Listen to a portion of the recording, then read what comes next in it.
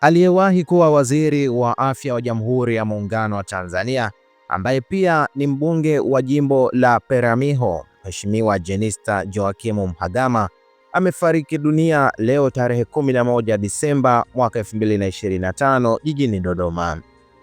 Taarifa ya kifo chake imetolewa na Spika wa Bunge la Jamhuri ya Muungano wa Tanzania, Mheshimiwa Mussa Azzan Zungu kupitia taarifa ya kitengo cha mawasiliano kwa umma cha ofisi ya Bunge jijini Dodoma. Nikinukuu taarifa hiyo, Mheshimiwa Spika ameandika, kwa masikitiko makubwa naomba kutangaza kifo cha mbunge wa Peramiho, Mheshimiwa Jenista Joakim Mhagama kilichotokea leo Disemba 11 jijini Dodoma. Natoa pole kwa waheshimiwa wabunge wote, familia ya marehemu, ndugu, jamaa na wananchi wa jimbo la Peramiho.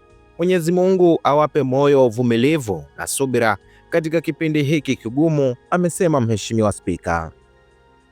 Aidha, ofisi ya Bunge kwa kushirikiana na familia ya marehemu inaratibu mipango ya mazishi na taarifa zaidi zitaendelea kutolewa. Mwenyezi Mungu ailaze roho ya marehemu mahali pema peponi.